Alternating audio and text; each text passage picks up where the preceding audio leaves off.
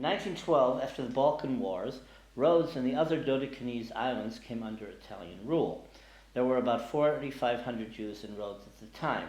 Rhodes became the center of the Italian possessions in the Levant, and Italian Jews settled on the island. An Italian rabbinic seminary, the Collegio Rabbinico, was founded by the Italian government in 1928 to serve the Italian Levant, the Balkans, Eretz Israel, Egypt, and Ethiopia. It was closed in 1938 before the fascist racial laws were promulgated. It was headed by such scholars and luminaries as Rabbi Marcus Breger, Riccardo Pacifici, Rabbi Isaiah Zona, and Rabbi Michel Al-Badli. The musicologist Albert Hemzi did important field work with Rhodian Judeo-Spanish-speaking Jews to annotate their knowledge of romances, coplas, and other cultural literary forms and religious musical rituals. Jews who arrived in Rhodes after 1919, 103 families from Bulgaria, Greece, and Turkey, were expelled, and most of them sailed for Tangier in 1939. They were stripped from their Italian citizenship. Others later fled in the face of discriminatory measures, mainly to the Belgian Congo and Rhodesia, where Rhodian enclaves had existed since the 20th century. Some 2,200 local Jews embarked the illegal immigration boat Reem to Eretz Israel after its northern European Jewish passengers on the shipwrecked Agios Nikolaos had been stranded in Rhodes for 6 weeks and housed at the local stadium. So all these people, because they were stripped of their Italian citizenship, or they left, they survived, and they didn't stay in Rhodes and weren't deported and annihilated in the Holocaust. You have two pictures of the Jewish quarter in Rhodes, the Juderia. One still exists on the left, the famous fountain, and on the right is a picture of traditional Jews, probably in the 20s or 30s. The last chief rabbi of Rhodes was Reuben Eliyahu Israel. He served the Jewish community from 1922 to 1932. He was also the 12th descendant of the same religiously prominent family to serve as rabbis, a succession which lasted over 200 years.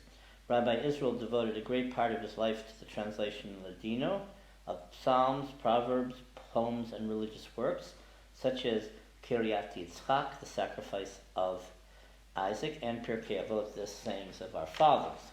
I have pictures of four rabbis who were front row rabbis at the beginning of the 20th century. One was Chilabi Nisim Kudron, who at the end of his life settled in Tveria.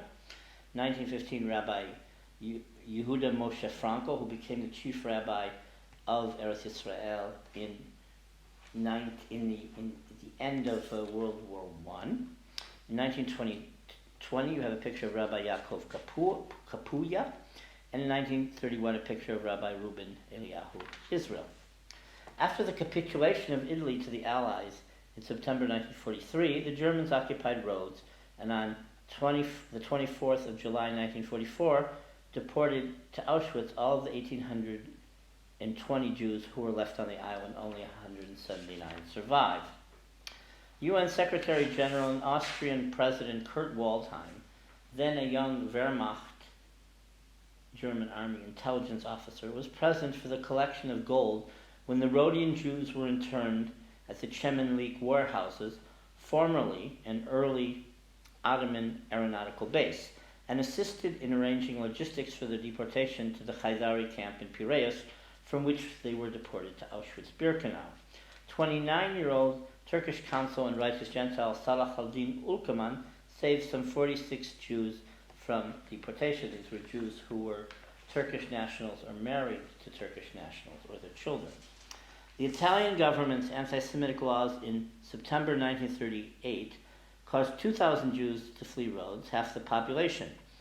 Italy allowed Germany to share control of Rhodes. In September 1943, the Italian military surrendered control completely to the Germans. On July 18, 1944, the male Jews of Rhodes, aged 16 and older, were ordered by the German military to appear with their identity cards and work permits at the Air Force Command Center. The men that assembled the next day were brutalized and threatened. Their permits and IDs were taken from them, and they were herded into the basement of the building. On July 19th, the remaining Jewish women and children were ordered to appear with their valuables. Once they did, their valuables were stripped from them. On 23 July 1944, 1,673 Jews were loaded onto 3 crowded boats and spent 8 miserable days traveling to Greece. Once on the mainland, the Jews were herded into cattle cars. First they were in Haidari, and then they were sent by cattle cars and sent to the extermination camp of Auschwitz. Only 151 survived.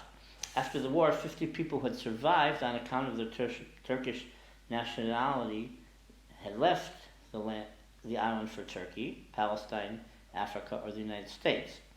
So those people, most of them didn't come back, but they survived because of this Turkish patronage. Those that survived the concentration camps were subject to the psychological trauma and social hardships experienced by most other Jews. The Jewish community was reestablished in Rhodes thanks in a large part to the Central Board of Jewish Communities in Greece that encouraged and supported 20 Jewish families to settle on Rhodes. To keep a Jewish community, the Jews had to settle 20 families in a given place. So it was a calculated settlement, and it continued, because to maintain property and to get government allocations, they have to have a critical mass of 20 families. In the early 21st century, there were only 37 Jews in all of Rhodes. Rhodes was home to 6 synagogues, the oldest, Kahal Kadosh Gadol, dated back to the 15th century, but was destroyed in World War II. Most of the others were founded in the 19th century. Today there's a Jewish museum in Rhodes, and there's a reconstructed Jewish cemetery.